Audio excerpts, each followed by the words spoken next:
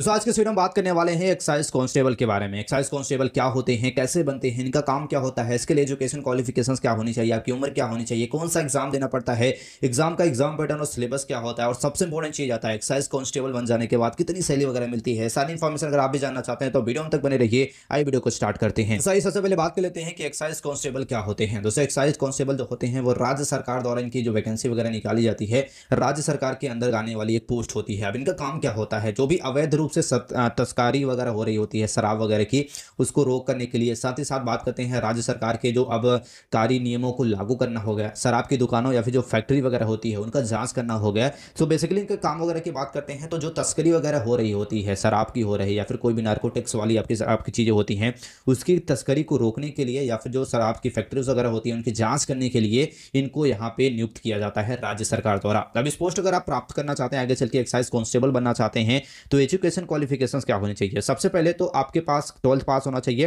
12th के साथ साथ आपके पास ग्रेजुएशन की डिग्री होनी चाहिए, जिसमें आप बीए, बीएससी, बीकॉम, बीटेक कोई भी कोर्स कर सकते हैं। साथ ही साथ बात करते हैं आपकी जो उम्र होनी चाहिए वो 18 से 25 वर्ष होनी चाहिए। कई सारे जो आपके स्टेट होते हैं वहाँ पे 18 से 30 वर्ष भी होती है।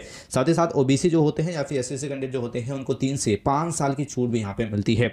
बात करते हैं आपके फिजिकल रिक्वायरमेंट की, तो यहाँ पे आपकी जो हाइट होनी चाहिए मेल कैंडिडेट के लिए 65 से 70 सेंटीमीटर होनी चाहिए। चेस्ट वगैरह की बात करते हैं लगभग 76 से 81 सेंटीमीटर होना चाहिए। रनिंग जो आपको करना होता है मेल कैंडिडेट को 1600 मीटर रनिंग करने के लिए 6 से 8 मिनट का समय यहाँ पे दिया जाता है।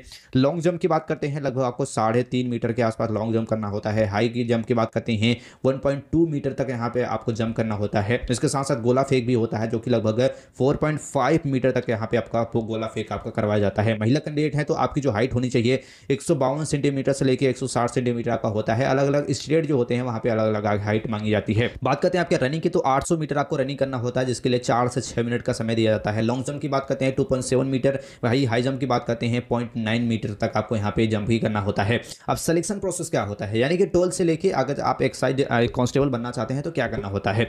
सबसे पहले अपना 12 पास कर ले। 12 पास करने के बाद अपना ग्रेजुएशन कंप्लीट कर ले। ग्रेजुएशन कंप्लीट करने के बाद समय समय पर स्टेट सरकार द्वारा यानी कि आपके राज्य सरकार द्वारा इसकी वैकेंसी वगैरह निकाली जाती रहती है।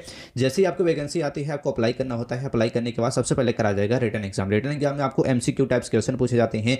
रिटन एग्जाम वगैरह को अगर आप क्लियर कर लेते हैं देन आपका फिजिकल टेस्ट होता है जिसमें आपको रनिंग करा जाता है, आपकी हाइट चेक की जाती है, लॉन्ग जंप, हाई जंप वगैरह हो गया, ये सारी चीज़ आपकी कराई जाती है। देन आपका होता है डॉक्यूमेंट वेरिफिकेशन जिसमें आपके सारे डॉक्यूमेंट्स 10th 12th की मार्कशीट, ग्रेजुएशन की मार्कशीट, आधार कार्ड, फोटो, जाति प्रमाण पत्र, जो भी डॉक्यूमेंट्स वहाँ पे चाहिए होता है वो आपको वहाँ पे वेरिफिकेशन वगैरह होता है। देन आपका मेडिकल टेस्ट होता है और मेडिकल टेस्ट वगैरह को भी अगर आप क्लियर कर लेते हैं इसके बाद आपको सिलेक्शन हो जाता है सीधा एक्साइज कांस्टेबल के रूप में और आप एक एक्साइज कांस्टेबल बन जाते हैं। अब बात करते हैं रिटन एग्जाम का सिलेबस वगैरह क्या होता है, यानी कि कितने क्वेश्चन अगर आपसे पूछे जाते हैं और कौन से सब्जेक्ट से क्वेश्चन पूछे जाते हैं। सबसे पहले बात कर लेते हैं आपके रिटन एग्जाम में, तो लगभग 100 क्वेश्चन से लेके 150 क्वेश्चन आपसे यहाँ पे पूछे जाते हैं। एक क्वेश्चन के लिए 1 मिनट लगभग 1 मार्क आपको दिया जाता है।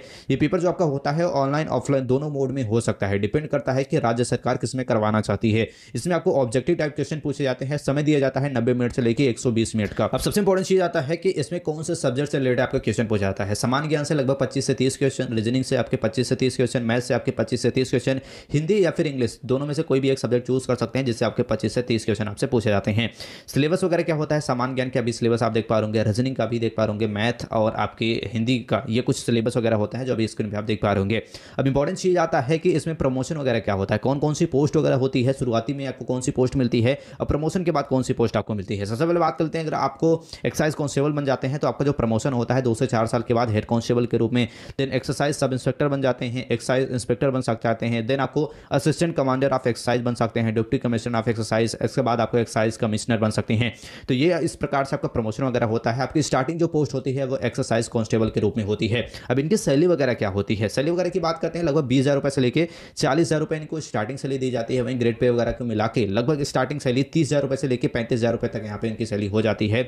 और बात करते हैं जो सैलरी होती है वो अलग अलग स्टेट में आपके अलग अलग यहाँ पे हो सकती है। अलग अलग जो स्टेट सरकार आपकी होती है वो एक स्टेट गवर्नमेंट होती है वो डिसाइड करती है कि आपकी सैलरी वगैरह कितनी होती है। अब बात करते हैं आप में से कई सारे स्टूडेंट जो जानना चाहते हैं इसके लिए कैसे अप्लाई कर सकते हैं, तो समय समय पर इसके लिए वैकेंसी आती रहती है जिसके लिए आप अप्लाई कर सकते हैं।